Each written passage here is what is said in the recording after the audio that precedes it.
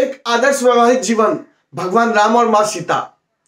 आज जब किसी के वैवाहिक जीवन या सगाई में गड़बड़ होती है तो एग्जाम्पल क्या देते हैं? जब भगवान राम और मां सीता का, भगवान राम मां सीता ये असफल वैवाहिक जीवन के लिए उदाहरण नहीं है, बल्कि सफल वैवाहिक जीवन का उत्तम और आदर्श उदाहरण है।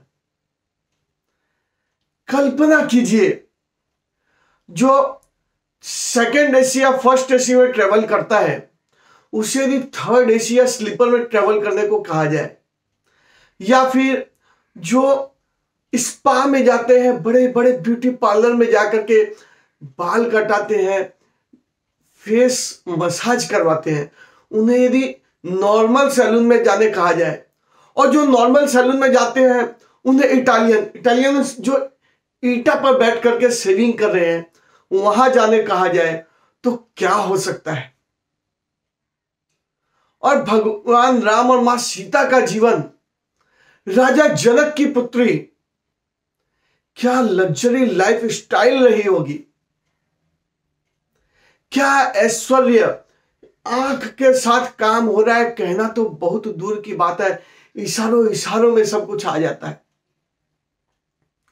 आज यदि काउंसिलर का बेटा है और गाड़ी में जा रहा है, ट्रैफिक पुलिस वाले ने हाथ दिखा दिया तो अपने पावर की बात करता है, उसकी नौकरी खा जाएगा या ऐसी जगह पोस्टिंग करवा देगा जहां उसे कोई रिसोर्सेज न मिले और कोई देखने को न मिले। कितनी तरह की बातें हम टीवी में, न्यूज में देखते रहते हैं।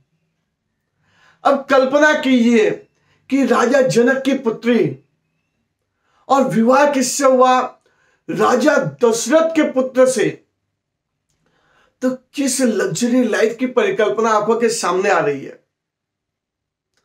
और अचानक में पता चलता है कि राज्याभिषेक की जगह वनवास हो रहा है, तो रिएक्शन कैसा होगा?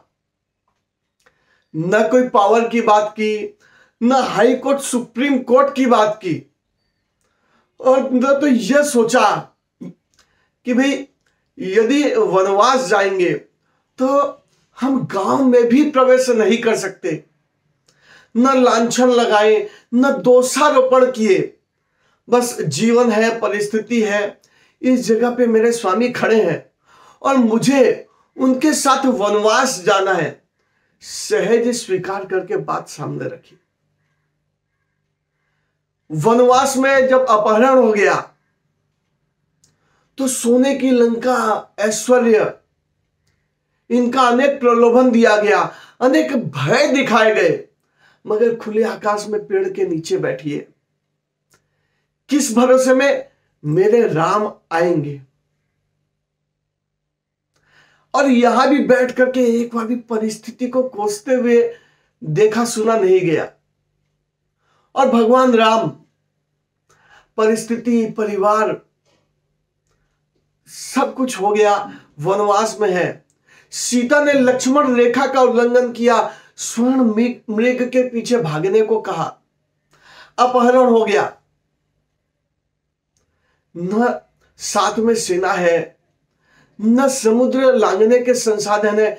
उस समय तो यह भी नहीं पता था कि लेके कहां गए, मगर जो भी है सब कुछ किया, सेना खड़ी की, समुद्र पे सेतु बंधन किया, रावण से युद्ध किया। उस समय रावण मतलब सबसे शक्तिशाली राजा, युद्ध करके मां सीता को वापस लेकर के आए।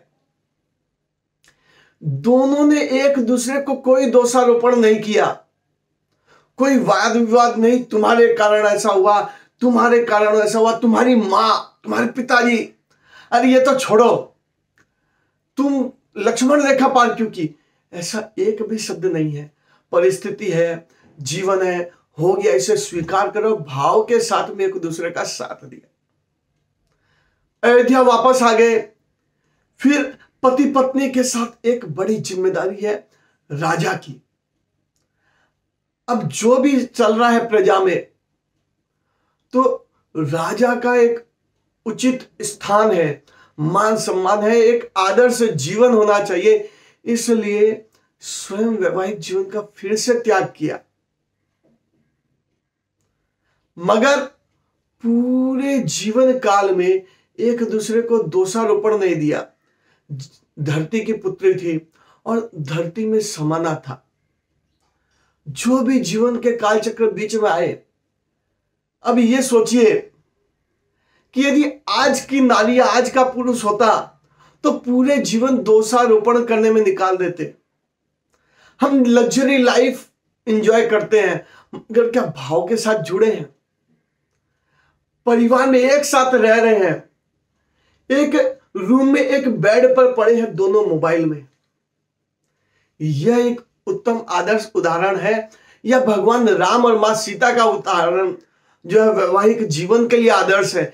एक दूसरे के साथ भाव से जुड़े हैं, कोई प्रश्न नहीं, कोई बात नहीं, बस समर्पण। यह है उत्तम उदाहरण वैवाहिक जीवन का, ऐसा मुझे लगता है। आप कृपया अपनी प्रतिक्रिया कमेंट बॉक्स में लिख करके अवश्य बताएं। भगवान राम और मां सीता पर लांछन लगाने के पहले इनके वैवाहिक जीवन को उत्तम उदाहरण के रूप में देखें, तभी मुझे लगता है कि हम जो भगवान राम कह करके पूछते हैं और मां सीता को देखते हैं, यह हम अपने जीवन में उतार सकेंगे। अति शीघ्र अगले वीडियो में मिलते हैं, तब तक के लिए आपके मित्र मोटिवेशनल स्पीकर सांस्कृतिक कोच शैलेश बागड़ी का नमस्कार।